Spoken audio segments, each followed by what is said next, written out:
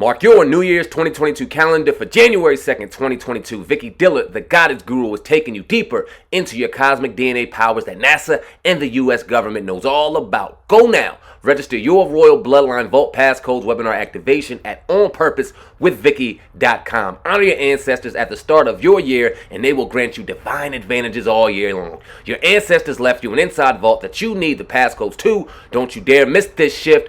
That will bless your life for years to come. Register now at www.onpurposewith. What up, y'all? It's your man Sam Ant here at Viral Hip Hop News. Go to hit that like button, smash that notification bell, and y'all know what to do. Hit that subscribe button if you're not already subscribed to Viral Hip Hop News. Join the brand. Appreciate each and every one of y'all. All right, let's get to work. All right, so this is some very sad news. I'm not gonna lie to you.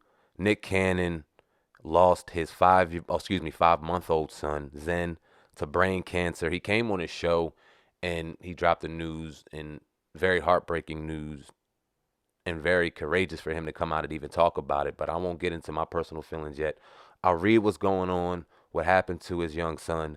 We'll listen to Nick Cannon, then I'll give my thoughts. So Cannon and Alyssa Scott welcomed Zen back in June, making him Nick Cannon's seventh child. On his show, he tearfully shared how they discovered Zen was battling hydrocephalus, and I know I'm saying that wrong, but it's a form of brain cancer. Now, according to the Mayo Clinic, hydrocephalus is the buildup of fluid in the cavities, the ventricles, deep within the brain. The excess fluid increases the size of the ventricles and puts pressure onto the brain. I've noticed he had a cough, and so I wanted to check it out, Nick said. He had this interesting breathing, and by the time he was 2 months, I noticed he had this nice-sized head too, Cannon said. We didn't think anything of it, but I wanted to take him to the doctor for his sinuses and breathing. We thought it would be routine, and then unfortunately the family quickly discovered that it wasn't routine, and that Zen had been building the fluid in his head, and it was now a malignant tumor. The baby had brain surgery, and it shunt to drain to drain the fluid.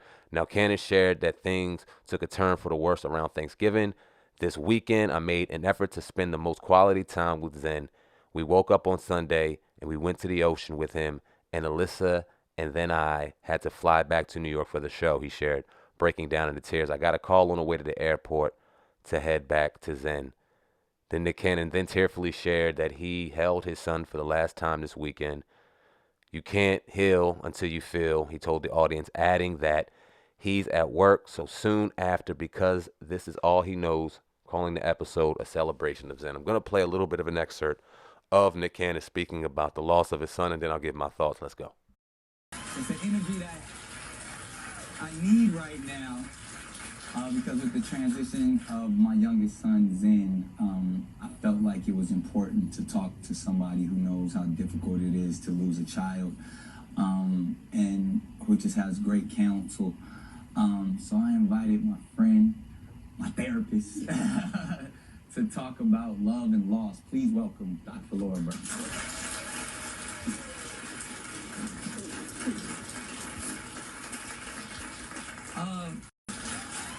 And I kind of worked it all together and got as strong as I could to come in today. But I knew I was going to have this moment, and I thank you all for being here. I thank you for allowing me to be on. Over the weekend, I lost my youngest son to a condition called hydrocephalus that was pretty much a malignant invasive midline brain tumor, brain cancer, and it's tough. And I have my therapist here, Dr. Laura Berman, who's been helping us through, and she's now introducing me to someone that she said helped her through her grieving process of the loss of her 16-year-old son. And so we're happy to have you here. This is a 6-time best-selling author, and his latest book is called Finding Meaning. And no parent should ever have to bury their child. It has to be the most gut-wrenching feeling in the world. I'm sympathetic to anyone who's ever lost a child.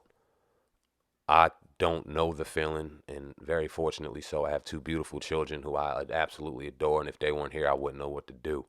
So I can only imagine how a parent feels, and as a brother and as a man, to watch this man continue to go to work, no matter what opinions you may have had of his career throughout time. As a man, condolences to his family, and we just wrap our arms around him in love and solidarity and brotherhood, man, because as fathers, as men, as good fathers, you just unimaginable, man. So shout out and condolences to Nick Cannon, his family, Alyssa Scott and her family, and anybody directly involved with the Cannon family and Young Zen. Rest in peace.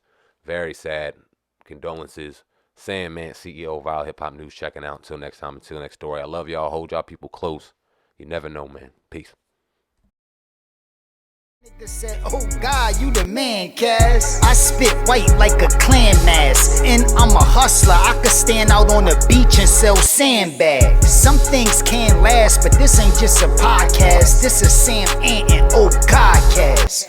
Hip hop uncensored is the vibe, so subscribe. Hip hop uncensored is the vibe, so subscribe. Oh God, driving Sam Ant riding passenger side, and you heard it out the mouth of the greatest rapper alive. Hip hop uncensored is the vibe, so subscribe.